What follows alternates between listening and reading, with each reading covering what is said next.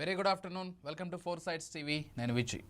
షరీఫ్ ఉస్మాన్ ఇప్పుడు ఈ వ్యక్తి హత్య కారణంగా మొత్తం బంగ్లాదేశే కొంత మంటల్లో చిక్కుకుందనేటువంటి పరిస్థితే ఉందని చెప్పుకోవాల్సినటువంటి పరిస్థితులు ఏర్పడ్డాయి. ఎందుకంటే అవామీ లీగ్ పార్టీని దింపడంలో ఇతను ముఖ్య పాత్ర పోషించాడు. ఇతడి హత్య తర్వాత ఇది మొత్తం కూడా భారత్ కుట్రే లేకపోతే భారతీయుల కుట్ర అనేటువంటి ఒక ఆగ్రహావేశాలు బంగ్లాదేశ్లో నెలకొన్నాయి. ఈ నేపథ్యంలోనే ఎక్కడికక్కడ హిందువులపైన ప్రధానంగా టార్గెట్ చేస్తూ దాడులు చేయడం కావచ్చు. నిన్న ఒక హిందువుని చంపేసి ఆ తర్వాత చెట్టుకు వేలాడదీసి అతన్ని కాల్చేయడం కావచ్చు, మొత్తం ప్రపంచాన్నే కొంత ఆందోళనకు గురి చేసిందనే చెప్పుకోవాలి. ఇక్కడ మత మౌఢ్యం ఒకవైపు కనిపిస్తూ ఉంటే అక్కడ ఉన్నటువంటి అల్లర్లు మరొక వైపు ఎక్కువగా కనిపిస్తూ ఉన్నాయి. మరి ఈ నేపథ్యంలో అక్కడ ఉన్నటువంటి భారతీయుల పరిస్థితి కూడా దారుణంగా ఉందని చెప్పుకోవాలి. అక్కడ ఉన్నటువంటి భారత దౌత్య అధికారులు అయితే ఎట్టి పరిస్థితుల్లో కూడా అనవసర ప్రయాణాలు చేయొద్దు, అత్యవసరమైతే బయటకు రాకండి అంటూ కూడా ఆదేశాలు జారీ చేశారు. ఈ నేపథ్యంలో బంగ్లాదేశ్లో ఉన్నటువంటి భారతీయులంతా కూడా తమ ప్రాణాలను గుప్పెట్లో పట్టుకొని జీవించాల్సినటువంటి ఒక పరిస్థితి కూడా నెలకొంది. అసలు బంగ్లాదేశ్లో ప్రస్తుతం ఎటువంటి పరిస్థితులు నెలకొన్నాయి, ఎందుకు బంగ్లాదేశ్ పదే పదే ఈ విధంగా మంటల్లో చిక్కుకుంటోంది, లేకపోతే అక్కడ ఉన్నటువంటి ప్రజలు ఆగ్రహావేశాలకు గురవుతున్నారు, ఇతర దేశాల కుట్రలు ఏమైనా ఇందులో దాగున్నాయా, ప్రధానంగా భారత్ పైన ఇంత అక్కసు ఎందుకు వెళ్ళగక్కుతోంది, ప్రతిసారి కూడా స్నేహహస్తం అందించాలనుకున్నటువంటి భారత్ పైన ఈ విధంగా తిరుగుబాటు చేయాల్సినటువంటి అవసరం బంగ్లాదేశీయులకు ఏమొచ్చింది అనే అంశాలపై చర్చించే ప్రయత్నం చేద్దాం. మనతో పాటు మా చీఫ్ అడ్వైజర్ శర్మ గారు సిద్ధంగా ఉన్నారు. వారితో పాటుగా ప్రముఖ విశ్లేషకులు అదేవిధంగా సీనియర్ జర్నలిస్ట్ రామ్మోహన్ గారు కూడా సిద్ధంగా ఉన్నారు. ఇద్దరిని అడిగి కూడా అనేక విషయాలు తెలుసుకునేటువంటి ప్రయత్నం చేద్దాం. ముందుగా శర్మ గారితో ప్రారంభిద్దాం. శర్మ గారు నమస్కారం అండి. నమస్తే సార్. రామ్మోహన్ గారు నమస్కారం అండి. నమస్తే విజయకాంత్.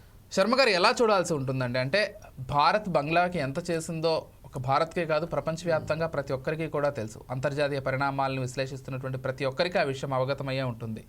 కానీ కొంత అవామీ లీగ్ పార్టీ పడిపోయిన తర్వాత ఇక్కడ పరిస్థితులు కొంత దారుణంగా దిగజారుతూ వచ్చాయి. ఈరోజు పరిస్థితి చూస్తే మరింత ఘోరంగా ఉంది. అక్కడ హిందువులకు అసలు రక్షణ లేకుండా పోతోంది. భారతీయులపైన ఒక ప్రతీకార వాంఛతోటి అక్కడ వాళ్ళు ఉన్నారనేటువంటి విషయాలు కూడా చాలా స్పష్టంగా అర్థమవుతున్నాయి పరిస్థితులన్నీ గమనిస్తుంటే. అసలు ఏం జరుగుతోంది బంగ్లాదేశ్లో, ప్రస్తుతం పరిస్థితులు ఏ విధంగా ఉన్నాయి శర్మ గారు? నమస్కారం అండి. మీకు మా ఆప్తమిత్రులు రామ్మోహన్ గారికి నమస్కరిస్తూ, అసలు మనం చూస్తున్నటువంటి బంగ్లాదేశేనా అని సందేహం కలుగుతోంది. ఎందువల్ల అంటే అసలు మనం కిందటి కార్యక్రమంలోనే లాస్ట్ టైం మనం కలుసుకున్నప్పుడు విజయోత్సవం అనేటువంటి ఒక ప్రోగ్రాం చేశాం. ఆ డిబేట్, ఆ డిస్కషన్ సందర్భంగా అసలు భారతీయుల యొక్క త్యాగనిరతి, అలాగే భారతీయుల యొక్క కృషి, భారతీయుల యొక్క పట్టుదల, వారి యొక్క వీరత్వం, వీటన్నిటి వల్ల 1971లో జరిగినటువంటి ఆ యుద్ధంలో ఎలా బంగ్లాదేశ్ అనేటువంటి ఒక కొత్త కంట్రీ ఆవిర్భవించింది. అలాగే ఆ దేశానికి సంబంధించినటువంటి అనేక అంశాల్లో నిజంగా చెప్పాలి అంటే మనం ఒక్కసారి కనుక గ్యాట్ రిపోర్ట్స్ తీసుకొని స్టడీ చేస్తే భారతదేశం బంగ్లాదేశ్ను ఒక ఎకనామిక్ ఫోర్స్గా నిలబెట్టడానికి చేసినటువంటి కృషి నిజంగా అసలు మనం మాటల్లో చెప్పలేం, అనిర్వచనీయమని అంటాం. మరి అన్ని రకాలుగా ఆదుకునింది. అలాగే మనకున్నటువంటి వాటర్ షేరింగ్ పోర్ట్స్ కానివ్వండి, వాటర్ షేరింగ్ ఎలిమెంట్స్ కానివ్వండి, అలాగే డిఫరెంట్ యాంగిల్స్లో మనం చూసినట్టయితే జూట్ ఇండస్ట్రీని నిలబెట్టడంలో కూడా భారత్ యొక్క పాత్ర చాలా గొప్పది. మరి ఇన్ని చేసి ముఖ్యంగా మనం ఈ మధ్యనే ఒక ఫార్మసీ మీట్కి వెళ్ళినప్పుడు అక్కడ తెలిసింది ఏంటంటే, మనం ఏషియా ఫార్మసీ మీట్లో భారతదేశం ఇచ్చినటువంటి అండదండల వల్ల బంగ్లాదేశ్లో ఫార్మసీ అనేటువంటిది, అలాగే R&D కూడా మన నుంచే వెళ్తుందని తెలుస్తోంది. మరి అన్ని రంగాల్లో అన్ని విధాలుగా అన్ని వేళలా చేసినటువంటి భారత్ పట్ల బంగ్లాదేశ్లో ఎందుకు ఈ విధమైనటువంటి ఒక ప్రతీకార జ్వాల అనేటువంటిది వెలుగుతోంది అని కనుక మనం ఆలోచిస్తే స్పష్టంగా మనకు ఇద్దరు గుర్తుకొస్తారు. 2 దేశాలు మనకు గుర్తుకొస్తాయి. ఒకటి చైనా, రెండవది పాకిస్తాన్. ఈ రోజుల్లో మనం చూసినట్లయితే చైనా, పాకిస్తాన్ రెండు కూడా బంగ్లాదేశ్కు బాగా చేరువయ్యాయి. అసలు బద్ధ శత్రువులుగా ఉండి యుద్ధం వల్ల విడిపోయినటువంటి దేశంగా బంగ్లాదేశ్ ఎప్పుడైతే అవతరించిందో, మరి అటువంటి బంగ్లాదేశ్ పాకిస్తాన్తో స్నేహస్తం అనేటువంటిది తీసుకోవడం, అది ప్రపంచంలో అందరూ కూడా ఆశ్చర్యపోతున్నారు. అసలు ఇది ఏమిటి దౌత్యం, దీని వెనుక ఉన్నటువంటి ఆంతర్యం ఏమిటి అని అందరూ కూడా ప్రశ్నించుకునేటువంటి ఒక స్థాయికి వెళ్ళిపోతున్నారు. భారత్ ఎప్పుడు కూడా తాను ఎవరైతే సహాయం చేయటానికి అడుగుతున్నారో వాళ్ళ విషయంలో తన సామర్థ్యాన్ని మించి సహాయం చేస్తోంది. అలాగే ఇక చైనా విషయం అయితే మనం అసలు చెప్పనవసరం లేదు. అది ఎక్కడ కూడా తన నెట్వర్క్ ఏదైతే ఉందో బ్రిడ్జ్ అండ్ రోడ్ నెట్వర్క్ అనేటువంటిది BRI అనేటువంటి ఒక నెట్వర్క్ ప్రకారం ప్రతి దేశంలో కూడా ఇన్ఫ్రాస్ట్రక్చర్ డెవలప్మెంట్ అనేటువంటి ఒక స్యూడోనిమ్ ఆ పేరుతో అది ముందుకు వెళ్తూ ఆ దేశంలో ఉన్నటువంటి ఖనిజాలు కానివ్వండి, అక్కడ ఉన్నటువంటి మూలమైన పోర్ట్స్ కానివ్వండి, అలాగే క్రిటికల్ పాయింట్స్ కానివ్వండి, అక్కడ ఉన్నటువంటి ల్యాండ్ను కైవసం చేసుకొని ఆ దేశంలో తన ఆధిపత్యాన్ని కొనసాగిస్తూ ఉంది. శ్రీలంకలో చూసాం, హంబన్తోట అనేటువంటి పోర్ట్ ఆ దేశానికి చాలా కీలకం. అది ఇప్పుడు ప్రస్తుతం చైనా యొక్క ఆధిపత్యంలో ఉంది. అలాగే నేపాల్లో చూసాం. అలాగే మనం చూసాం ఈవెన్ EBCగా పేరుగాంచినటువంటి అర్జెంటీనా, బొలివియా అండ్ చిలీ దేశాల్లో కూడా అక్కడ ఉన్నటువంటి సిలికాన్ అండ్ అదర్ ఎలిమెంట్స్ ఏవైతే ఉన్నాయో రేర్ ఎలిమెంట్స్ వాటి కోసం చైనా చేస్తున్నటువంటి ప్రయత్నాలు అందరికీ తెలిసినటువంటి నేపథ్యంలో చైనా యొక్క ఉద్దేశం ఒకటేనండి, ప్రపంచంలో ఉన్నటువంటి రేర్ అర్త్ ఎలిమెంట్స్ అన్నీ కూడా తన స్వాధీనంలో ఉండాలి. అలాగే ప్రపంచంలో మనం ఎప్పుడూ కూడా ఊహించలేదు సౌత్ చైనా సీ అని పిలుస్తాం, పసిఫిక్ ఓషన్లో ఉన్నటువంటి దాదాపు 1000 ఐలాండ్స్ అవన్నీ కూడా చైనా హస్తగతమై ఉన్నాయి. అక్కడ ఆ 1000 చాలమన్నట్టు ఆర్టిఫిషియల్ అక్కడ ఐలాండ్స్ కూడా అది క్రియేట్ చేస్తోంది. అంటే మొత్తం పసిఫిక్ ఓషన్ను కంట్రోల్ చేయాలి అనేటువంటి ఒక ఉద్దేశంతో ముందుకు పోతోంది. మరి అటువంటి చైనాతో బంగ్లాదేశ్ స్నేహస్తం కలిగి ఉంది. అలాగే పాకిస్తాన్తో కలవటం, మరి రెండు కలిసిన తర్వాత ఏర్పడినటువంటి ఒక సంధి సమయాన్ని ఇప్పుడు మనం చూస్తున్నాం. అందువల్లే ప్రతీకారం అనేటువంటిది ఈ స్థాయిలో ఉంది. అలాగే ముఖ్యంగా మత మౌఢ్యం మీరు అన్నట్టు పెచ్చుమీరిపోతోంది. ప్రతిదానికి కూడా మతాన్ని ముందుకు తీసుకొని వచ్చి ఇప్పుడు జరిగినటువంటి ఆ ఇష్యూలో కూడా మతమే మూల కారణంగా ఉండటం వల్ల ఒక భారతదేశానికి చెందినటువంటి అంటే భారత మూలాలు ఉన్నటువంటి వ్యక్తి దీపాంకర్ దాస్ అనేటువంటి వ్యక్తి అక్కడ హిందువుగా ఉన్నటువంటి ఆ వ్యక్తిని అత్యంత కిరాతకంగా, అసలు మనం ఉన్నటువంటి 21st సెంచరీలో ఇటువంటి కిరాతకాలు కూడా జరుగుతాయంటే మనం నమ్మను కూడా నమ్మలేం. అంత దారుణంగా పాశవికంగా అతన్ని అంతమొందించి అది చాలదన్నట్టు అతని శరీరాన్ని కూడా చెట్టు కట్టేసి దాన్ని కూడా దహనం చేయడం అనేటువంటిది అసలు ఎవరు కూడా ఒప్పుకోలేం. మరి ఈ పాశవికమైనటువంటి ప్రవర్తనే బంగ్లాదేశ్కు మునుముందు కూడా అనేక కష్ట నష్టాలు తెచ్చిపెడుతుందనటంలో ఏమాత్రం కూడా సందేహం లేదని నేను భావిస్తాను. ఎస్, రామ్మోహన్ గారు నమస్కారం అండి. నమస్తే విజయ్, చెప్పండి. రామ్మోహన్ గారు, అంటే అందరికీ తెలిసిందే, నేను ముందుగా చెప్పినట్లుగా బంగ్లాదేశ్ స్వాతంత్రం రావాలన్నా లేకపోతే బంగ్లాదేశ్ ఒక దేశంగా ఏర్పడాలన్నా అది పూర్తిగా కూడా భారతదేశం అండదండలతోనే జరిగింది, భారతే తెచ్చిపెట్టింది అనేటువంటి మాట కూడా చాలా గట్టిగా చెప్పొచ్చు. దాదాపు చాలా ఏళ్ల పాటు భారత్తో సత్సంబంధాలు కొనసాగించింది. మొన్నటి ఉన్న హసీనా దిగిపోయే వరకు కూడా భారత్తో బంగ్లాదేశ్ సంబంధాలు బాగానే ఉండేవి, వాళ్ళు కూడా అంతే నమ్మకంగా ఉండేవాళ్ళు. కానీ ఆ తర్వాత పరిస్థితులు ఒక్కొక్కటిగా మారుకుంటూ వచ్చాయి. ఎంతవరకు అంటే భారత్ను ఒక శత్రుదేశంగా చూసేంతగా కూడా మారిపోయాయి. ఒకవైపు చైనాతో చేయి కలుపుతున్నారు శర్మ గారు అన్నట్లు, మరోవైపు మళ్ళీ పాకిస్తాన్తో వాళ్ళ సత్సంబంధాలు కొనసాగిస్తున్నారు. ఎలా చూడాల్సి ఉంటుంది? అంటే ప్రస్తుతం ఉన్నటువంటి ప్రభుత్వాధినేతల తప్పిదంగా దీన్ని భావించాల్సి ఉంటుందా, లేకపోతే అసలు మొత్తంగా దేశ పౌరులే కొంత తప్పటడుగు వేస్తున్నారని భావించాల్సి ఉంటుందా? మీరు ఎలా చూస్తారు? విజయ్ గారు, మీకు మిత్రుడు శర్మ గారికి అట్లాగే టీవీ ప్రేక్షకులకు నమస్కారం. 2 విషయాలు చెప్పుకోవాలి మనం. ఒకటి, ఇంతకుముందు శర్మ గారు చాలా విషయాలు చెప్పుకొచ్చారు. అందులో నేను సుమతి పద్యాన్ని మనకు తిరగరాయాల్సిన అవసరం ఉంది అనిపిస్తుంది నాకైతే. అంటే అపకారికి ఉపకారము నెపమైన చేయువాడు నేర్పరి సుమతి, నేర్పరి కాదు పిచ్చివాడు సుమతి అని రాసింది. ఎందుకంటే అపకారికి ఉపకారం చేసే పద్ధతి మానుకోవాల్సిందే మనం. ఇంకొక మాట, దీన్ని కొంచెం ఒక అక్షరం మారిస్తే మనకు అనుకూలంగా ఉంటుంది అనుకుంటున్నాను, నేర్పరే కావచ్చు. ఎందుకంటే అపకారికి ఉపకారం నెపమెన్నుకు చేయువాడు, నెపమెన్నక కాదు నెపమెన్నాలి అని మనకు పనికొస్తాడే వీడు అని అనుకొని అప్పుడు ఉపకారం చేయాలి తప్ప ఉపకారికి అపకారం చేసి ఇటువంటి బంగ్లాదేశ్ మనకు క్షమించద్దు అంటున్నాం. ఇంతకుముందు జియో పాలిటిక్స్ లో చైనాకు 2 అవసరాలు ఉన్నాయి విజయ్ గారు. ఒకటేమో బంగ్లాదేశ్ ద్వారా మనకు బంగాళాఖాతంలో తనకు స్థావరాలు కావాలి. ఇప్పటికే ఆల్మోస్ట్ ఆల్ అంతర్జాతీయ జలాల్లో విచ్చలవిడి తిరుగుతూ అటు శ్రీలంకను లోపరుచుకొని ఇటు బంగ్లాదేశ్ లోపరుచుకొని పై మార్గం ద్వారా వచ్చి చేస్తున్న ప్రయత్నాలు చూస్తున్నాం. చాలాసార్లు హెచ్చరించినాం కూడా మన బంగ్లాదేశ్ కానీ శ్రీలంకను కానీ మీరు అంతర్జాతీయ జలాల్లో చైనా జోక్యం వద్దని చెప్పి, కానీ చేస్తూనే ఉన్నారు. అంటే మనకు రెక్కలు తెగిరే పక్షిలాగా మనకు భారతదేశాన్ని మార్చారు గతంలో. అందుకని మన బంగ్లాదేశ్ దుర్మార్గం మనం మాట్లాడింది కదా, ఏమన్నాడు, మమ్మల్ని 2గా విభజించారు, మిమ్మల్ని 4 ముక్కలు చేస్తాం భారత్ అన్నాడు కదా, చూశాం కదా మనం. అంటే రెండు ముక్కలు ఎందుకైంది మీరే అయ్యారు కదా, నేను చేసింది మేం కాదు కదా అంటే గత గాయాలు మర్చిపోయి ఇప్పుడు అన్ని ఆ గాయాలు అట్లాగే ఉండగా కూడా కొందరు ఈ పిచ్చి మాటలు మాట్లాడుతున్నా అర్థం చేసుకోవచ్చు. ఒకనాడు బెంగాల్ విభజన నుంచి మొదలుకోవాలి మన చరిత్ర చూసుకుంటే, బెంగాల్ విభజనలో వాళ్ళ బంగ్లాదేశీయులు అని ఎంత బాధపడ్డారో మనం ఇటు పక్క పశ్చిమ బెంగాల్ ప్రాంత వాసులు అంతకంటే ఎక్కువ బాధపడ్డారు. ఒక రకంగా చెప్పాలంటే రవీంద్రనాథ్ ఠాగూర్ రాసిన జాతీయ గీతమే కదా మీకు హమార్ సోనార్ బంగ్లా ఎవరు వాడుకుంటారు, మీరే కదా పాడుకునేది. మన ఈ దేశం విడిపోయినాక కూడా అది వాడుకుంటున్నారు కదా మీరు. అట్లానే ఏమంటున్నానంటే బంగ్లాదేశీయులకు కృతజ్ఞత లేదంటున్నారు. కృతజ్ఞుని ఎప్పుడు క్షమించదు. నా ఉద్దేశం ఏంటంటే ఈ మరొకసారి కఠిన చర్యకు పూనుకోవాల్సి వస్తుంది అనుకుంటాను. గతంలో తూర్పు పాకిస్తాన్ పశ్చిమ పాకిస్తాన్ చూసుకుంటే భాషా వివక్ష ఎదుర్కొన్నారు కదా, భాషా వివక్ష ఎదుర్కొన్నారు. అట్లాగే ఎన్నడూ కూడా బంగ్లాదేశ్ ప్రాంతానికి చెందిన వాడు అంటే అప్పటి తూర్పు పాకిస్తాన్ చెందిన ఒక్కడు కూడా పాలకుడు కాలే కదా, సైన్యాధ్యక్షుడు కూడా పంజాబ్ సింధే కదా. అందుకనే ఇవాళ మొత్తం చూసుకుంటే ఇవాళ బంగ్లాదేశ్ తో సహా బంగ్లాదేశ్ కానీ శ్రీలంక కానీ మయన్మార్ మన మాల్దీవ్స్ కానీ ఒక రకంగా మయన్మార్ కూడా బెదిరించి ఇవన్నీ చూసుకుంటే చైనా ఇటు జియో పాలిటిక్స్ చేసుకుంటే పాకిస్తాన్ ఏమో అమెరికా చైనా రెండు కూడా అటు పక్కన మనకు హిందూ మహాసముద్రంలో అరేబియా మహాసముద్రంలో స్థావరం కోసం సిపెక్ రహదారి ద్వారా చైనా అట్టించి ప్రయత్నం చేస్తుంది. అంటే పాకిస్తాన్ గతంలో చేసిన శృంగభంగాన్ని పాకిస్తాన్ గతంలో చేసిన దుర్మార్గాన్ని మర్చిపోయి ఇవాళ వాటితో కలుస్తున్నారంటే గొర్రె కషాయి వాడిని నమ్మినట్టే లెక్క అంటున్నాడు. నష్టమే లేదు, మనం నష్టపో. అప్పుడు ఇట్లాంటి కొన్ని ఇబ్బందులు మనకు ఎదురైతే ఒక హిందూ దీపాంకర్ గుప్తాన్ని చంపడం కానీ లేకపోతే మన రాయబార కార్యాలయం మీద దాడి చేసే ప్రయత్నం చేశారు, ఇవాళ చేశారు, అది పెద్ద ఊరేగింపు చేశారు. కాకపోతే ఆయన ఇంట్లో ఉన్నారు, ఇంట్లో ఉంటే ఇంటి మీద కూడా దాడి చేసే ప్రయత్నం చేశారు.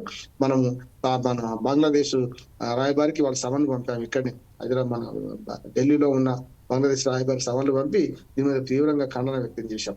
అన్నిటికంటే చైనా ప్లాన్ ఏముంది విజయ్ గారు, మనకు అరుణాచల్ ప్రదేశ్ లో పేర్లు మార్చుతున్నారు. ఇప్పటికే అరుణాచల్ ప్రదేశ్ లో వాళ్ళ పేర్లు పట్టుకుంటున్నారు, బ్రహ్మపుత్ర నది ఇవతలకి అవతలి కూడా చూసుకుంటే.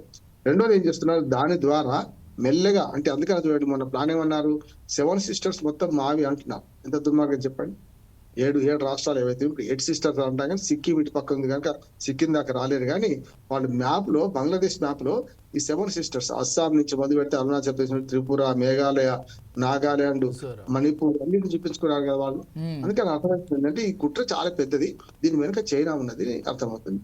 అట్లాగే ఖనిజాల కోసం ఇంతకుముందు శర్మ గారు చెప్పారు కదా, ఇప్పుడు అక్కడ పోర్టును స్వాధీనం చేసుకున్నారు శ్రీలంకలో, ఇక్కడ కొన్ని ఖనిజాలు స్వాధీనం చేసుకుంటారు. ముఖ్యంగా జనుముకు మనకు ఈశాన్య భారతదేశము బంగ్లాదేశే కదా, మన భౌగోళికంగా అంతా ఒకే దేశంగా ఉండే వాళ్ళం కనుక జనుముకు ప్రాధాన్యత ఇస్తూ వాళ్ళ జనుమును కూడా మనం గట్టిగా మాట్లాడితే వ్యాపారంలో పూర్వ స్పర్ధలు విద్యలు అంటే వైరములు వ్యాపారమైంది అన్నాం.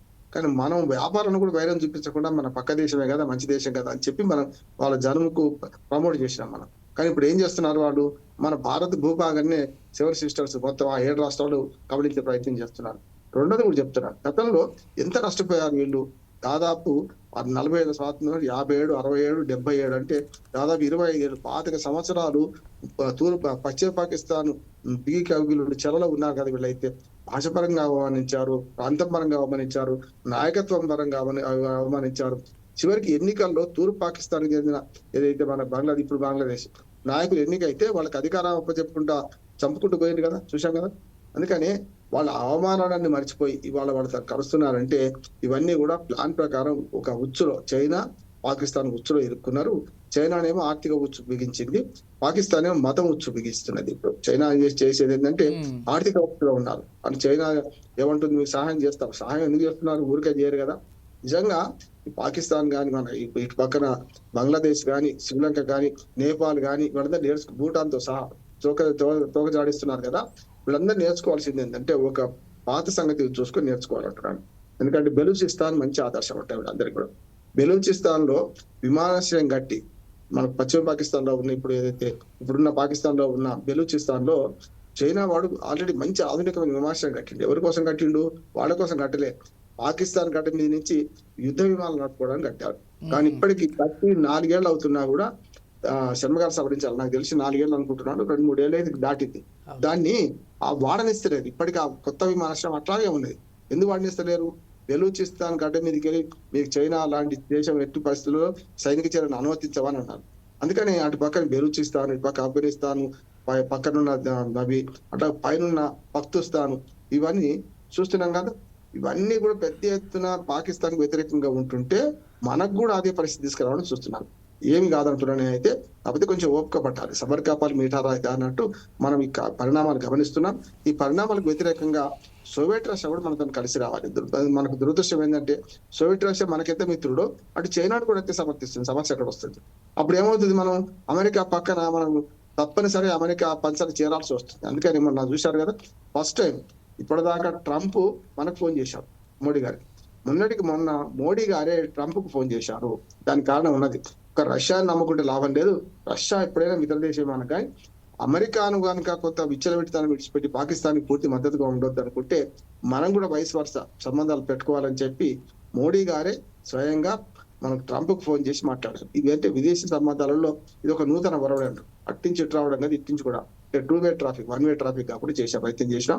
ఇప్పుడు బంగ్లాదేశ్ చర్యలను పూర్తిగా ఖండించుకుంటూనే దీనికన్నా ఒక పెద్ద చర్య మొదలు పెట్టాల్సి వస్తుంది. గతంలో తూర్పు పాకిస్తాన్ రక్షించడానికి శరణార్థులు మన మీద వచ్చి పడితే వాళ్ళు మోయలేక పరిస్థితి తీసుకొచ్చే దానికి చూసుకుంటే ఇవాళ మనం అంతర్జాతీయంగా ఒక ఆరోపణ కూడా చేస్తుంది విజయ్ మన మీద. ఏమని? బంగ్లాదేశ్ హసీనాను మీరు ఉంచుకున్నారండి. ఉంచుకోవచ్చు.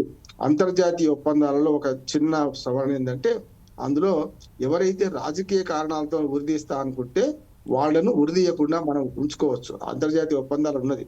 ఇప్పుడు రాజకీయ కక్షలతో ఇట్లాంటి ఆరోపణలు మోపి చేస్తే రేపు పొద్దున ప్రాణం తీసిన తర్వాత మళ్ళీ రమ్మంటే రాదు కదా.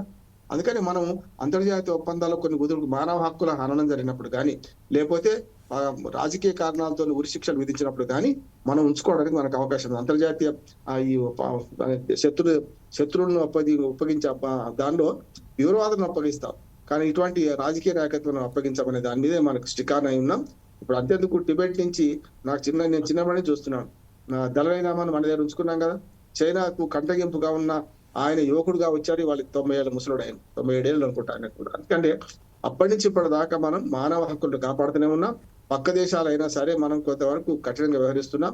అది వాళ్ళ కంటగింపు మారింది. ఇప్పుడు బంగ్లాదేశ్ మీద అతి త్వరలో సైనిక చర్య తీసుకునే అవకాశం కూడా అవసరం కూడా వస్తలేమని అనుకుంటున్నాను. ఇట్లా వీళ్ళు ప్రవర్తిస్తే మాత్రం మంచిది కాదు. యూనస్ గురించి ఒక చెప్పి ముగిస్తాను. యూనస్ మాత్రం దుర్మార్గంగా వ్యవహరిస్తున్నాడు. ఆయన వరకు మతోన్మాది కాస్త మత తీవ్రవాదాన్ని మతం ఇప్పుడు కట్టర్ మతస్థుడు వేరు, కానీ మత తీవ్రవాదాన్ని ప్రోత్సహిస్తూ ఇవాళ భారతదేశం మీదకి ఆయుధాలు ఎక్కుపెట్టే ప్రయత్నం చేస్తున్నారు. మొట్టమొదటి మతపరమైన ఆయుధాలు ఎక్కుపెడుతున్నారు. హిందువులను హింసిస్తూ చేస్తున్నారు. అంటే పాకిస్తాన్ లో హిందువులను కనుక ఎట్లా వెనుక పంపించినామో ఇక్కడి నుంచి కూడా హిందువులను వెనుక పంపిస్తామంటున్నారు. దాన్ని చీటుగా మన భారతదేశం స్పందిస్తుంది. మనకు ఎన్ఆర్సీలో హిందువులు కనుక బంగ్లాదేశ్ నుంచి పాకిస్తాన్ నుంచి ఇక్కడికి వస్తే మనం ఆశ్రయం ఇవ్వడం కాదు, పౌరసత్వం కూడా ఇస్తా ఉంటున్నాం. ముస్లింలు మాత్రం ఒప్పుకునేది అంటున్నాం. ఇది వరకు చెప్పాలంటే వాళ్ళ కట్టగిపుగా ఉన్నా కూడా ఈ నిర్ణయం మంచిది. ఇప్పుడు ఆపదలో ఉన్న మన భారతదేశంలో హిందువుల్ని మనం అక్కడిని చేసుకోకపోతే ఎడిపోతారు. వాళ్ళు ఏ దేశాన్ని ఆశ్రయిస్తున్నటువంటి వాళ్ళకు ఒక బహిరంగంగా పిలుపు ఇవ్వాలంటున్నారు. భారతదేశం ఏం చేయాలంటే పాకిస్తాన్ లో కానీ బంగ్లాదేశ్ లో కానీ ఎక్కడ హిందువులు ఎవరైనా ఉంటే మీకు అక్కడ ఇబ్బంది ఉంటే మన దేశంలో రాని పౌరసత్వం ఇస్తామని చెప్పాలి. ఆ పౌరసత్వ ఎన్ఆర్సీ రిజిస్టర్ లో స్పష్టంగా రాసుకున్నాం మనం. ఏమని? అక్కడి నుంచి హిందువులు ఎవరైనా వస్తే మనం హక్కుని చేర్చుకుంటాం, పౌరసత్వం ఇస్తామని. దాన్ని కొంచెం బహిరంగంగా చెప్పాల్సిన అవసరం నిజమండి. ఎందుకంటే ఈరోజు అంటే ఇతర మతస్థులకు క్రిస్టియన్లకు కానీ లేకపోతే ముస్లింలకు కానీ ఎన్నో దేశాలు ఉన్నాయి ఒకవేళ శరణార్థులుగా వెళ్ళాలనుకుంటే. కానీ హిందువులకు ఉండే ఏకైక దేశం భారతదేశం. కాబట్టి భారతదేశంలో కూడా మనం స్థానం కల్పించలేకపోతే వాళ్ళ పరిస్థితి అగమ్య గోచరంగా ఉంటుంది. వాళ్ళకి ఇంకా మరణమే శరణ్యం అనేటువంటి స్థితి కూడా రావచ్చు. కాబట్టి ఖచ్చితంగా భారత ప్రభుత్వం ఈ అంశం పైన కొంత బహిరంగంగా మీరు అన్నట్లుగా స్టేట్మెంట్ ఇవ్వాల్సినటువంటి అవసరం ఉంది. వాళ్ళకు ఒక భరోసా కల్పించాల్సినటువంటి అవసరం కూడా ఉంది. ఈరోజు బంగ్లాదేశ్లో కూడా హిందువులను టార్గెట్గా చేసుకుని ఎన్ని దాడులు జరుగుతున్నాయో మొన్న కావచ్చు, ఈరోజు కావచ్చు, స్పష్టంగా చూస్తూనే ఉన్నాం. ఒక హిందువును చంపేసి తీసుకెళ్లి చెట్టుకు కట్టేసి కాల్ చేశారంటే ఇంతకంటే దుర్మార్గం ఉంటుందా? అనేక దేవాలయాలపైన దాడులు జరుగుతున్నాయి. ఇస్కాన్ లాంటి సంస్థలపైన ఉచిత భోజనాలకు పెడుతూ ఉంటారు. ఏ మతం ఈ మతం అని చూడకుండా అటువంటి వాళ్ళపైన కూడా దాడులు చేస్తున్నారంటే అంటే ఎంత తీవ్రంగా మతం అక్కడ ఒక ఎఫెక్ట్ని చూపిస్తుందో మనం చూడగలుగుతున్నాం. అండ్ శర్మ గారు, మనం గమనించినట్లయితే పాకిస్తాన్ విషయంలో కావచ్చు, బంగ్లాదేశ్ విషయంలో కావచ్చు, పాకిస్తాన్కి అయితే సింధు నది వెళ్లాల్సిందే భారతదేశం నుంచి, బంగ్లాదేశ్కి అయితే గంగా నది వెళ్లాల్సిందే. అక్కడ దాదాపుగా గంగా నది పైన ఆధారపడినటువంటి జీవనం సాగిస్తూ ఉంటారు. కాబట్టి రెండు నదుల విషయంలో మనం కొంత చర్యలు తీసుకుంటే రెండు దేశాలు కంట్రోల్డ్గా ఉంటాయనేటువంటి ఒక చర్చ కూడా ఉంది. దీని పట్ల మీ అభిప్రాయం ఏంటి? విజయ్ గారు, ముందుగా మా మిత్రులు రామ్మోహన్ గారు 2 అబ్జర్వేషన్స్ చేశారు. ఒకటి అంతర్జాతీయ జలాల గురించి. అది నిజంగా వారు అన్నది 100% కరెక్ట్. ఎందువల్ల అంటే ఒక ఆధిపత్యం అనేటువంటిది చైనా మొదటి నుంచి కోరుకుంటోంది. దానికి బలి పశువులుగా పావులుగా వీటిని ఈ దేశాలను వాడుకుంటోంది. ఇక రెండో అంశం ఎన్ఆర్సీ కూడా చాలా ఇంపార్టెంట్. ఎందువల్ల అంటే ఇప్పుడు ప్రపంచ దేశాల్లో ఎక్కడ కూడా హిందూ ఉన్న వ్యక్తి, హిందువుగా చలామణి అవుతున్నటువంటి వ్యక్తి భయభ్రాంతులకు గురి అవుతున్నాడు. ఎందువల్ల అంటే మతమౌఢ్యం అనేటువంటిది చాలా పెచ్చుమీరిపోయింది. అసలు మనం చూసాం మొన్నటికి మొన్న ఆస్ట్రేలియాలో ఉన్నటువంటి ఆ బీచ్లో, ఆ బోండి బీచ్లో జరిగినటువంటి సంఘటన, అది పిన్ పాయింటెడ్గా ఒక మతాన్ని ఎక్కుపెట్టి లక్ష్యంగా చేసుకొని దాడి చేశారు. మరి ఇంతకంటే రుజువులు ఏం కావాలండి? దానికి హిందువుల పరిస్థితి కూడా ప్రపంచవ్యాప్తంగా అలాగే ఉంది. ఇప్పుడు మనం చూసినట్టయితే జ్యూస్ కంటే మనం భిన్నంగా ఏం లేం. మన సొంత ఇప్పుడు కాశ్మీర్లోనే పహల్గాంలో మతం అడిగి మరీ చంపారు. మీ మతం ఏంటి అని నిర్ధారణ చేసుకొని హిందూ అని తెలిసిన తర్వాత పాయింట్ బ్లాంక్ రేంజ్లో ఆయన కాల్చి చంపారు. అటువంటి వ్యక్తులను కూడా చూసాం మనం. మరి ప్రపంచం ఎటు వెళ్ళిపోతోంది? అసలు అగ్రరాజ్యాలన్నీ కూడా ఈరోజు మనం చూసినట్టయితే మతమౌఢ్యం విషయంలో చాలా జాగ్రత్తలు వహిస్తున్నాయి. మొన్నటికి మొన్న ఫ్రెంచ్ అండ్ అల్జీరియా విషయంలో కూడా వాళ్ళు we're trying to reexamine our pact with Algeria అని చెప్పారు. అంటే ఎక్కడ కూడా మతమౌఢ్యం. అలాగే మనం చూసినట్టయితే నెదర్లాండ్స్లో కూడా అక్కడ ఈ మతమౌఢ్యం విషయంలో వాళ్ళు చాలా జాగ్రత్తలు తీసుకోవాలి అనేటువంటి ఒక భావంతో ఉన్నారు. అలా ఎక్కడెక్కడైతే ఈ మతం తన యొక్క విష జ్వాలలు కురిపిస్తూ ఉందో, మతం అంటే సామరస్యపూర్వకమైనటువంటి ఒక అద్భుతమైన మనోభావన. అసలు మతం అంటే మనల్ని అందరినీ కలిపే ఒక దివ్యమైన అపూర్వమైన శక్తి. మరి అటువంటి శక్తిని మీరు ఎప్పుడైతే అన్యభావంతో చూస్తారో, దాన్ని మీరు ఎప్పుడైతే మీ యొక్క స్వార్థపూరితమైనటువంటి ఆలోచనలకు ఒక వేదికగా మార్చుకుంటారో, తప్పక అంతర్జాతీయ శక్తులన్నీ కూడా గమనిస్తూ ఉన్నాయి. అందువల్లే ప్రపంచ స్థాయిలో మనం చూసినప్పుడు భారత్ వైఖరి చాలా గొప్పది. మన రామ్మోహన్ గారు చెప్పినట్టు Dalai Lama is the living example for Indian foreign diplomacy అని భావిస్తున్నాను. ఎందువల్ల అంటే ఈనాటికి కూడా మనం ఏ దేశంలో కూడా మనం కోరుకునేది డెమోక్రసీని ఎస్టాబ్లిష్ చేయాలి అనేటువంటిదే భారతదేశం యొక్క ఏకైక ఉద్దేశం. మనకు నిజంగా చెప్పాలి అంటే ఇప్పుడు పరాయి దేశం, ఇప్పుడు బంగ్లాదేశ్లో కూడా మనం కోరుకునేది ఏంటంటే డెమోక్రసీ ఎప్పుడైతే మీరు కోల్పోతారో పాకిస్తాన్ కంటే కూడా అధ్వానమైనటువంటి పరిస్థితిలోకి మీరు వెళ్ళిపోతారు. ఈరోజు మనం పాకిస్తాన్లో చూస్తున్నాం, అక్కడ అసలు డెమోక్రసీ అనే పదానికి అర్థం తెలియకుండా బ్రతుకుతున్నారు.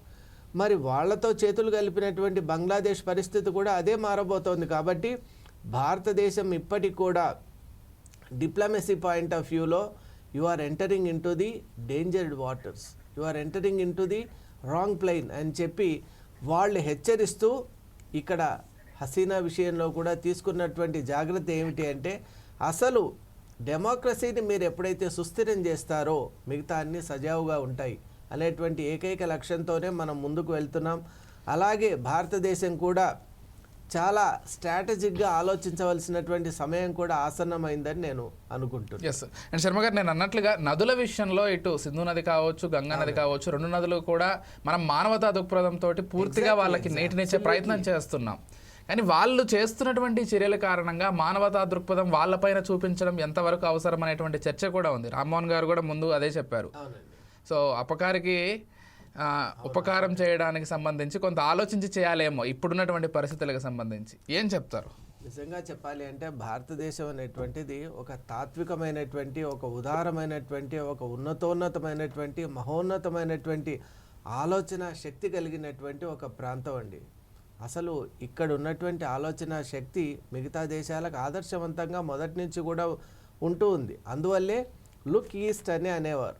అలాగే విశ్వ గురువుగా ఆవిర్భవిస్తున్నటువంటి భారతదేశం నిజంగా ఈనాటికి కూడా సంప్రదాయాలకు అలాగే ఒక సమగ్రమైనటువంటి దృష్టికి కట్టుబడి ఉంది. కాబట్టి ఆలోచనాత్మకంగా, వ్యూహాత్మకంగా అడుగులేస్తోంది. అది ప్రపంచ దేశాలు ఇప్పుడిప్పుడు అర్థం చేసుకుంటున్నాయి. కాబట్టి మనకు ఇటు రష్యా కానివ్వండి, అమెరికా కానివ్వండి భారత్తో సంబంధాలు నిలుపుకోవాలనే ప్రయత్నం చేస్తోంది. అలాగే మనం చూసాం ఈ మధ్యకాలంలో యూరోపియన్ యూనియన్లో కూడా భారత్ పట్ల ఒక అఫినిటీ అనేటువంటిది పెరగడం కూడా చాలా మంచిది. ఎందువల్ల అంటే మనం చూసినట్టయితే African countries were almost with Bharat for many years. ఎందువల్ల అక్కడ ఇక్కడ ఉన్నటువంటి ఆ ప్రజల మధ్య ఉన్న ఒక అనుబంధం, అలాగే రేషియల్ యూనిటీ అని మనం అంటాం. సోషియల్ లాజికల్గా మనం చూసినట్టయితే ఆ యూనిటీ ప్రకారం కూడా మనం అంతా కూడా ఎన్నో రకాలైనటువంటి డిస్క్రిమినేషన్స్ ఫేస్ చేసాం. కాబట్టి కలెక్టివ్గా మన ఆలోచన విధానం కూడా నిజంగా చెప్పాలి అంటే మనకు ఈ సందర్భంలో మనకు ఒక అత్యున్నత రైటర్ ఉన్నారు అక్కడ. వారు స్వహీలీ లాంగ్వేజ్లో రాసేటువంటి ఆ రైటర్ కూడా ఏమన్నారంటే, భారత్ అనేటువంటిది మన నిజమైనటువంటి ఒక ఆదర్శమే కాక మనకు నిజమైన మిత్రదేశం అని కూడా వారు అనేక సందర్భాల్లో ఇంటర్నేషనల్ లిటరరీ ఫెస్టివల్స్లో కూడా ఓపెన్గా చెప్పారు.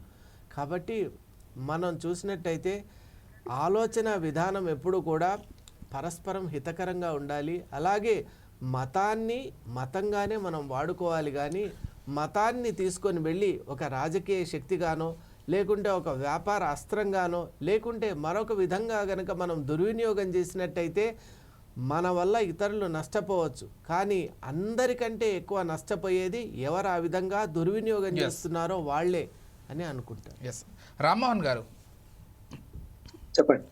షేక్ హసీనా విషయాన్ని ఇందాక మీరు ప్రస్తావించారు. అంటే షేక్ హసీనా విషయంలో అసలు దౌత్యపరంగా భారత్ ఏ నిర్ణయం తీసుకోబోతుందని కూడా ప్రపంచవ్యాప్తంగా ప్రతి ఒక్కరు చాలా నిశ్చితంగా గమనిస్తున్నారు. ఎందుకంటే వాళ్ళు డిమాండ్ చేస్తున్నారు, వాళ్ళ సుప్రీంకోర్టు కూడా అదే చెబుతోంది. మనమేమో ఒకవైపు ప్రజాస్వామ్యబద్ధంగా మీరు ఎన్నుకోండి, ఆ తర్వాత ఆ ప్రభుత్వం ఇచ్చేటువంటి తీర్పును బట్టి మేము నడుచుకుంటామని వాళ్ళు చెప్తున్నారు, అంటే మన వాళ్ళు చెప్తున్నారు. అసలు నేపథ్యంలో షేక్ హసీనా విషయంలో భారత ప్రభుత్వం ఎటువంటి డెసిషన్ తీసుకుంటే బాగుంటుంది, ఏంటి, ఏం జరగబోతోంది ఈ విషయంలో? ఆల్రెడీ తీసుకుంది. అంతర్జాతీయ ఒప్పందాల ప్రకారం ఒక రాజకీయ కక్షతోని ఎవరి మీద శిక్ష విధిస్తే దాన్ని మనం అంగీకరించాల్సిన అవసరం లేదు, ఆమెను అప్పగించాల్సిన అవసరం లేదు అనే దాని మీద స్టికాన్ అయిన ఆ సూత్రాన్ని చదివాను కూడా గతంలో. నేను స్పష్టంగా చెప్తున్నాను. ఎందుకంటే వాళ్ళు ఏమైనా తీవ్రవాదులు అయితే అప్పగించవచ్చు, ఇక్కడ నేరం చేస్తే అప్పగించవచ్చు. వాళ్ళు ఏమైనా రాజకీయ మన ప్రధానమంత్రిగా ఉన్నప్పుడు ఆమె నేరం చేసింది అంటున్నారు, దానికి చేయొచ్చు కదా. ఇప్పుడు ఉదాహరణకు మీరు అక్కడే ఆపుకుంటే ఎవడొద్దన్నాడు, మీరు వెళ్ళగొట్టారు కదా మీరు బహిరంగంగా, ఆమె ఇంటి మీద దాడి చేశారు. అదే ఇప్పుడు మా ఇమ్రాన్ ఖాన్ ఉన్నాడు, వాళ్ళు అక్కడ ఉంచుకున్నారు కదా, చీకటి గదిలో బంధించారు కదా, దాన్ని ఎవడు మనం కాదంటలేం కదా. ఆయన వస్తా అంటే కూడా రానివ్వం కదా ఇమ్రాన్ ఖాన్. ఇది అట్లా కాదు కదా. ఆ గతంలో బాల్యంలో కూడా ఆమె తండ్రి ముజిబుర్ రెహమాన్ స్వాతంత్ర సమరయోధుడు, మన గాంధీ ఎట్లనో వాళ్ళకి అట్లా బంగ్లాదేశ్ అటువంటి ఫాదర్ ఆఫ్ నేషన్ 2 ఏళ్ళ లోపలే చంపేశారు. 71లో వస్తే 73లో చంపేశారు ఆయనను కదా. ఇదే దుర్మార్గం. ఇంకా ఏమంటున్నాడు, అప్పటి నుంచి ఇప్పటిదాకా ఒక ఇదే ఉన్నది, కానీ మనకు హసీనా కొంతవరకు కాపాడుకుంటూ వచ్చింది. చాలాసార్లు 4 సార్లు ప్రధానమంత్రి అయింది, అధ్యక్షురాలుగా ప్రధానమంత్రిగా రకరకాలుగా ఉన్నది. నేను ఒక మాట చెప్తున్నాను, మనకు చిన్నప్పుడు రేడియోలో మన పాట వినేవాళ్ళం, నారాయణ నారాయణ అల్లా అల్లా మీ పిల్లల మీ ఎల్లా అని. మతం అన్నది నా కంటికి మసగైతే మతం వద్దు గితం వద్దు మాయా మార్గం వద్దు. అది మన సిద్ధాంతం. మన మతం కంటే మన సిద్ధాంతం మనకు మానవత్వం. అటువంటిది పాటించే దానిలో దుర్మార్గంగా వీళ్ళు ఇటుపక్క అటుపక్క గొడదెబ్బ చెప్పదెబ్బ అన్నట్టు మనకు వేస్తుంటే మనం అసమర్థులు ఊరుకొని ముచ్చట్లేదు, ఖచ్చితంగా చేస్తాం. అందుకనే దలైలామా ఒక ఉదాహరణ. కుషన్ లాగా మనకు మధ్యన టిబెట్ ఉండేది, చైనాకు మనకు మధ్యన. టిబెట్ ఆక్రమణ తర్వాత ఆయన పారిపోయేస్తే ఆయన ఆశ్రయం కల్పించాం కదా. ఇప్పటికి చైనాకు వెలుస్తలేము, ఒకసారి ఓడిపోవచ్చు, 60లో యుద్ధంలో మనం ఓడిపోవచ్చు చైనాతో. కానీ చైనా దలైలామా తెరువు వస్తలేదు. వాళ్ళు ఏం చేస్తున్నారు, దలైలామాకు ధీటుగా అక్కడ దలైలామా తయారు చేస్తా అనుకుంటే కూడా ఇప్పటికీ సాధ్యం అవుతలేదు వాళ్ళకి. అంటే వాళ్ళ పార్టీకి సంబంధించిన కమ్యూనిస్ట్ పార్టీ మన చైనా సంబంధించిన వాడిని దళాయిలంగా తయారు చేస్తున్నారు. అంటే మతం వద్దంటున్నారు కదా, మరి మతం వద్దన్న వాడు మళ్ళీ దళాయిలం ఎందుకు, వాళ్ళకి అవసరం లేదు కదా. ఆధ్యాత్మికంగా అసలు సాధ్యం కాదు కూడా అది కాదు, అది ఎవరు దాన్ని ఒప్పుతలేదు. మన దళాయిలామకే విలువ ఎక్కువ ఉన్నది, ఇక్కడ ఉన్న ఆయనకే విలువ ఎక్కువ. అందుకని ఒకనాడు దుర్మార్గంగా హిందూ మతంలో కూడా మనకి చాలా శాఖలు వచ్చినాయి విజయ్ గారు. ఉదాహరణకు ఇప్పుడు బౌద్ధం ఉందనుకోండి, హిందూ మతం నుంచి వచ్చిందే కదా. బౌద్ధం వచ్చిన దాంట్లో కూడా మీరు చూసుకుంటే మహాయానం హిందూ హీనయానం అన్న. బుద్ధుని దేవుని చేసిన వాడే మహాయానం అయిండు, బుద్ధుని దేవుడు కాదు మనిషినయ్యా మనకు మంచి చెప్పిండు వాడిని విందామన్నవాడు హీనయానం అయిండు. అంతేందుకు ఇప్పుడు మనకు మొత్తం అంతర్జాతీయ సంబంధాలు చూసుకుంటే మీరు చూస్తే ఇప్పుడు మన హిందూ మతంలోని సిక్కులు కూడా ఏం చేస్తున్నారు చూస్తున్నాం. అని చెప్పి 6 for Justice అని చెప్పి చూసి మీకు ఖలిస్తాన్ ఉగ్రవాదాన్ని ఆస్ట్రేలియా కెనడాలో ప్రోత్సహిస్తున్నా లేదా, ఆ దేశాలను ప్రోత్సహిస్తున్నాయా లేవా. ఆస్ట్రేలియా మనకు మిత్ర దేశమే కావచ్చు, అక్కడ మాత్రం హెచ్ఏఎఫ్స్ ప్రోత్సహిస్తూ వాళ్ళ ఊరేగింపులు అవన్నీ చేస్తున్నారు. మనం ఆ పని చేయగలుగుతున్నాం. వాళ్ళ శ్వేతజాతి అహంకారం ఉన్నదని దక్షిణాఫ్రికాలో మొన్న మొరబెట్టుకున్నారు వాళ్ళు. గతంలో మన గాంధీ గారిని రైళ్ల నుంచి నూకేసిన వాళ్ళే ఇవాళ ఏమంటున్నారు, అదే శ్వేతజాతీయులు అక్కడ దక్షిణాఫ్రికాలో నల్ల జాతి వారి ఆధిపత్యం పెరిగిపోతుంది, మమ్మల్ని చంపేస్తున్నారు, ఏం చేయాలన్నారు. మరి మీరు చేసిన పని అంతకుముందు. ఆఫ్రికన్ కంట్రీస్ మన వైపు ఎందుకుంటున్నాయంటే ఆర్థిక సామాజిక పరిస్థితి ఒకే రకంగా ఉంది, అణచివేతకు బలహీనం కనుక ఒప్పుకుంటున్నారు. ఇవాళ భారతదేశం మనం ఇంకా ఆఫ్రికా లాగా జాతి వివక్ష చూపించట్లేదు, ఏం చూపించట్లేదు కదా. మన దేశంలో ప్రజాస్వామ్యం పరిడవిల్లుతోంది, అందరినీ సమానంగా చూస్తున్నాము, అది ఇంకా కంటిన్యూ అవుతుంది కూడా. ఖచ్చితంగా విజయ్ గారు. ఇప్పుడు పిల్లిని గదిలో వేసి కొడితే తిరగబడుతుంది. ఇప్పుడు అక్కడ ఏమైంది, మొన్నటిదాకా శ్వేత జాతి అహంకారం, ఇప్పుడు శ్వేత జాతి వాళ్ళే మొరబెట్టుకుంటున్నారు, మమ్మల్ని దక్షిణాఫ్రికాలో నల్ల జాతీయులు మనం అవమానిస్తున్నారు. నీవు అవసరం నేర్పిన అయితే విద్య నీరజాక్షి అని వాళ్ళు నేర్పిందే కదా. అంతే కదా. అందుకనే ఇక్కడ ఒకటి చేసుకోవాలి మనం. బంగ్లాదేశ్ విషయానికి వస్తే మనం అప్పగించకపోవడానికి అంతర్జాతీయ ఏది ఖైదీల ఒప్పందం ఏదైతే ఉందో దానిలో ఉన్న క్లాజులు పట్టుకొని చేస్తున్నాం. మనం ఇవాళ ఆమెను అప్పగించాం, అంతే, సమస్య లేదు. రెండోది ఏంటంటే, ఇప్పుడు బంగ్లాదేశ్ చేస్తున్న పనికి మనం పరాకాష్ట చేరింది. ఇక్కడ ఈట్కా జవాబు పత్తర్ సేదేనా, వాళ్ళు ఇటుకతను పెడితే మనం ప్రాయతను కొట్టాలి, సిద్ధిగా లాభం లేదు. ఇంకా మిత్రపక్షం అని ఊరుకోవాల్సిన అవసరం లేదు. పాకిస్తాన్ ఎంత శత్రువు, అంతకంటే మించిన శత్రువు బంగ్లాదేశ్ తయారైంది నాకు. చైనా కూడా చైనాకు ఒక మంచి గుణం ఏంది, చైనా కంటే మంచి గుణం ఏంది అంటున్నానంటే, ఎక్కడ ప్రత్యక్ష యుద్ధం మనతో 60 ఏళ్ళ తర్వాత ఇప్పటిదాకా చేయలేదు. పరోక్ష యుద్ధాలు చేస్తుంది. ఇది పక్కవాడుతుంది, అంటే పక్కవాడి భుజం మీద తుపాకి పెట్టి పెంచే ప్రయత్నం చేస్తుంది. చైనా విషయంలో ఇంకోటి మెచ్చుకోగలిగింది ఏంటంటే మతమౌఢ్యం లేదు అక్కడ. లేదు కానీ ఇష్యూస్ ఉన్నాయి కానీ మతమౌఢ్యం ఉన్న దేశాలకు ప్రోత్సహించడం కూడా వాళ్ళ కోసం చేస్తలేరు. మౌఢ్యం ఉన్న దేశాల కోసం చేస్తలేరు. పిచ్చి వాళ్ళ అర్థం కాదు, వాళ్ళకి అర్థం కావట్లేదు, స్వలాభం కోసమే. జియో పాలిటిక్స్ ఖచ్చితంగా అటుపక్క అంతర్జాతీయ జలాలు మన బంగాళాఖాతంలో కావాలి వాళ్ళకు, ఇటు పక్కన మన అరేబియా మహాసముద్రంలో కావాలి. ఈ రెండింటి ద్వారా హిందూ మహాసముద్రం కిందికి రానికి ప్రయత్నం చేసే క్రమంలో మాల్దీవ్స్ కూడా రెచ్చగొట్టిండ్రు.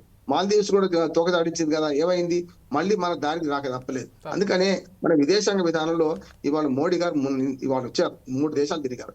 3 ముస్లిం కంట్రీస్ నిన్న దాకా తిరిగి ఆయన చూస్తుండే కదా. అక్కడే వాళ్ళ అధికార హోదా ఇట్లా ఇచ్చారు. వాళ్ళ అత్యున్నతమైన అవార్డులు కూడా మన భారతదేశ ప్రధానికి ఇచ్చారు. కానీ ఇప్పుడు 40-45 అవార్డులు తీసుకున్నారు. ఇప్పుడు మొత్తం ప్రపంచంలో ఎక్కువ అవార్డులు తీసుకున్న ఘనత మన మోడీ గారు తప్పుతుంది. అందుకనే ముస్లిం కంట్రీస్ ని దెబ్బతీయాలంటే ముళ్ళుతోనే తీయాలంటే కొన్ని మన ముస్లిం కంట్రీస్ మనం చేసుకుంటున్నాం అంటున్నారు. వాళ్ళు యూఏతో మనకి లేదు ఎక్కడ శత్రుత్వం, దుబాయ్ తో లేదు. చాలా మిత్ర దేశంగా ఉంది, బలూచిస్తాన్ ఏర్పడితే మనకు సపోర్ట్ చేస్తుంది. ఒక టర్కీ తప్ప ఆ టర్కీ పూర్తిగా పాకిస్తాన్ కు మద్దతు చేస్తుంది. కనుక అది తప్ప మిగతా అంతా మనం చూస్తున్నాం కదా. అంతర్జాతీయ సంబంధాలను మెరుగుపరుచుకునే క్రమంలో మనం ఇంకా సమయంలో పాటిస్తున్నాం.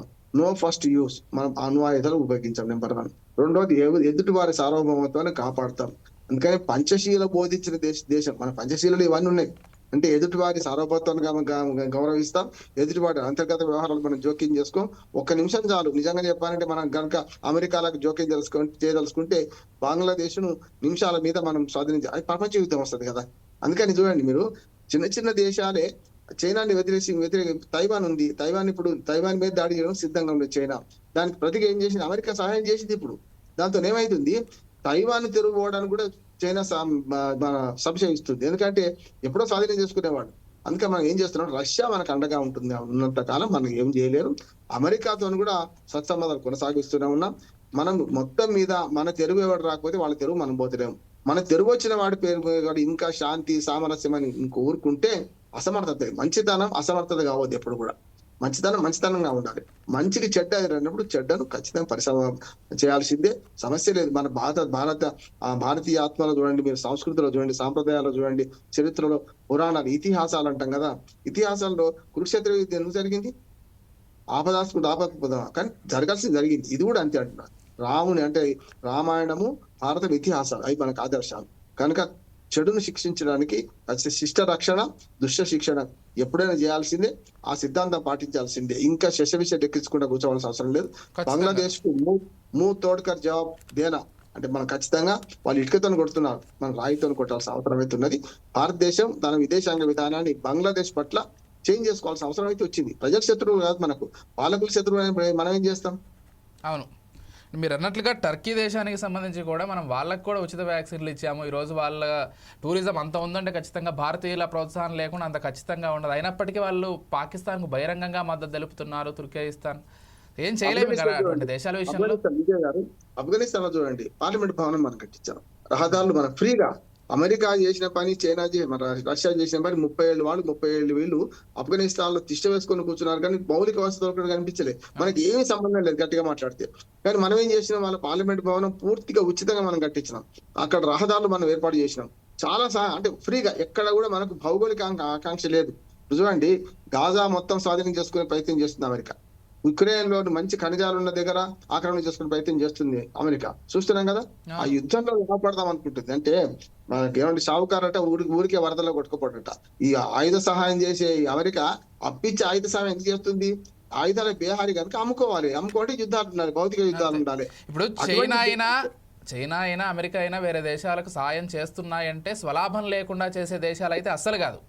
భారతదేశం లాగా భారతదేశం ఏది ఆశించకుండా చేస్తోంది కాబట్టి భారతదేశ పరిస్థితి ఈ విధంగా ఉంది. చుట్టూ శత్రువులు కూడా తయారవుతున్నారు. అంటే ఒక్క మాట వస్తుంది సార్, ఆకలికి అన్నము వేదనకి ఔషధం అన్నారు. ఆకలిగా అన్నం పెడితే నీ కవరం పెట్టి పెట్టినామంటాడు వాడు. వేదనకు ఔషధం, వేదన లేని దగ్గర ఔషధం పెడితే కూడా తప్పే అవుతుంది. మనం ఆ 2 పనులు చేస్తున్నాం అంటున్నాను నేను. ఎందుకంటే విజయండి చిన్నప్పుడు మా బామ్మలు వాళ్ళు చెప్పేవాళ్ళు కదా, జీడి ఎక్కడ పెడతారు, నొప్పి ఉన్న దగ్గర జీడి కాల్చి పెడితే నొప్పి తక్కువైతుంది, నొప్పి లేని దగ్గర జీడి కాల్చి పెట్టండి పుండు అవుతుంది. అక్కడ మనం చేసుకుంది ఒక్కోసారి అధిక ఆదర్శానికి పోతే ఇట్లాంటివి వస్తాయి. అంటే నమాజ్ చేయకపోతే మసీదు కూలింది అనే గతంలో సామెత కదా, అదే జరుగుతుంది. నమాజ్ చేయకపోతే మసీదు కూర్చున్నారు. ఫైనల్గా శర్మ గారు ఒక విషయం అంటే రిజర్వేషన్లకు వ్యతిరేకంగా, ముఖ్యంగా అక్కడ ఎవరైతే ఈ స్వాతంత్రాన్ని తెచ్చారో ఆ కుటుంబాలకు రిజర్వేషన్లకు వ్యతిరేకంగా బంగ్లాదేశ్లో ఒక ఉద్యమం చెలరేగింది. తర్వాత హసీనాని పంపించేశారు. అసలు అక్కడి నుంచి పూర్తిగా సైడ్ ట్రాక్ అయిపోయి మతం చుట్టూ ఇప్పుడు రాజకీయం జరుగుతోంది, ఏదేదో అవుతోంది. ఎందుకు అసలు? అంటే వాళ్ళు అనుకున్న లక్ష్యాల వైపు వెళ్లకుండా ఏదేదో జరుగుతోంది బంగ్లాదేశ్లో. ఎందుకు అటువంటి పరిస్థితి నెలకొంది? మార్పు వచ్చే అవకాశం ఉందా లేదా? ఫైనల్గా ఏం చెప్తారు? దీనికి నిజంగా చెప్పాలి అంటే ముమ్మాటికి కారకుడు ఆయన ఎవరైతే ఇప్పుడు కేర్ టేకర్గా ఉన్నారో గవర్నమెంట్కు, యూనస్ గారి. ఎందువల్ల అంటే ఆయన తన అసాధారణ ప్రతిభా పాఠవాలతో అంతర్గతంగా ఉన్నటువంటి ఆ అస్థిరతను ఆయన ఒక స్ట్రీమ్ లైన్ చేసి ఒక దారికి తీసుకొని వస్తారనేటువంటి ఒక ఉద్దేశంతో ఆయన చేతికి పగ్గాలిస్తే అసలు బంగ్లాదేశ్ను పూర్తిగా నామరూపాలు లేకుండా నశించిపోయే దిశగా తీసుకొని వెళ్తున్నటువంటి ఘనత కూడా ఆయనకే చెందింది. ఇప్పుడు ఆయన చూసినట్టయితే ఆయన ఏకైక ఆయుధం మతం. ఆ మతం అనేటువంటి ఒక ఆయుధాన్ని చేతబట్టుకొని ఆయన మొత్తం దేశాన్ని సర్వనాశనం చేస్తున్నారు. అలాగే మైనారిటీస్ విషయంలో ఆయనకు అంతర్గతంగా ఏదైతే కొన్ని తన యొక్క వెస్టెడ్ ఇంట్రెస్ట్ ఉన్నాయో వాటిని ఈ విధంగా ప్రజలపైన ఉసిగొల్పి వాటి ద్వారా హిందువుల్ని, మిగతా మైనారిటీస్ను ముఖ్యంగా దెబ్బతీసి అసలు ఈ దేశంలో ముస్లిమేతరుడు ఉండకుండా చేయాలనేటువంటి ఒక ఉద్దేశంతో, ఒక దుర్మార్గమైనటువంటి ఆలోచనతో ప్రపంచ దేశాలు, ముఖ్యంగా యునైటెడ్ నేషన్స్ లాంటి ఆర్గనైజేషన్స్ ఏదైతే individual dignity and freedom and security అని అంటున్నారో వాటికి భిన్నంగా వాటిని భంగం కలిగించేటువంటి ఒక విధానంలో ఆయన ఆలోచనలంతా కూడా ఉన్నాయి. అసలు ఆయన ఇటువంటి ఆలోచనలు చేస్తారు, ఇటువంటి పోకడలు కలిగి ఉంటారో, ఆయన యొక్క అంతరంగం ఇది అని కూడా ఎవరు ప్రపంచ దేశాల్లో ఎవరు కూడా ఊహ కూడా చేయలేకపోయారు. సౌమ్యుడు, నిజంగా ఒక ఆలోచన కలిగినటువంటి వ్యక్తిగా ఆయన్ను భావించారు. కానీ ఆయనలో అంతర్గతంగా ఈ విధమైనటువంటి దుర్మార్గమైనటువంటి ఆలోచన విధానం ఉంటుంది. దాని ద్వారా ప్రపంచ దేశాలన్నీ కూడా నొచ్చుకునే విధంగా, ముఖ్యంగా స్నేహహస్తం ఇచ్చి అసలు దేశాన్ని ఒక అవతరించడానికి మూల కారణమైనటువంటి భారతదేశం, అంటే తల్లితో సమానమైనటువంటి భారతదేశాన్ని కూడా నిందించి, అలాగే భారతదేశానికి ఎన్ని విధాలుగా నష్టము కష్టము కలిగించాలనో అన్ని విధాలు కూడా చేయటానికి తను తన వంతు, అలాగే పార్టీగా కాకుండా తాను మొత్తం ప్రజలను కూడా పురిగొల్పి యావత్తు దేశం భారత్ అంటే కూడా ఒక యాంటీ భారత్ సెంటిమెంట్ను అక్కడ స్థాపించే ప్రయత్నం చేశాడు. మాల్దీవ్స్ను చూసి పాఠం నేర్చుకోవాలి అని యూనిస్ గవర్నమెంట్ తెలుసుకోవాలి. ఎందువల్ల అంటే మాల్దీవ్స్కి ఏమైందో అది తెలుసుకోవాలి.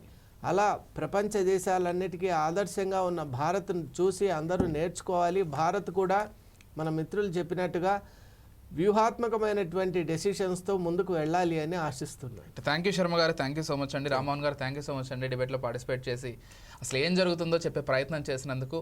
సో ఒకటి మాత్రం ఖచ్చితంగా చెప్పగలం, శర్మ గారు అన్నట్లు కేవలం మాల్దీవ్స్ మాత్రమే కాదు, చైనా నమ్ముకున్నటువంటి శ్రీలంక పరిస్థితి ఏమైందో చూసాం.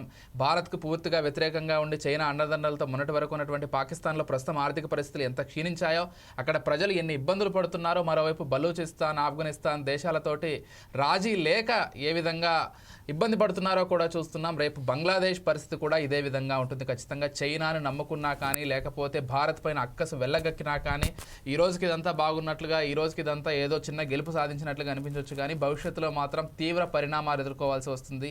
నిజంగానే భారత్ అనుకుంటే, భారత్ వాళ్ళ అంతర్గత విషయాల్లో జోక్యం చేసుకోవాలి అనుకుంటే మాత్రం కేవలం రోజుల వ్యవధిలోనే బంగ్లాదేశ్ను స్వాధీనం చేసుకోగలదు. కానీ ఆ దేశ సార్వభౌమత్వానికి భారతదేశం పూర్తిగా ఒక గౌరవాన్ని ఇస్తుంది కాబట్టి ఈ రోజుకు బంగ్లాదేశ్ అరాచకాలు నడుస్తున్నాయి.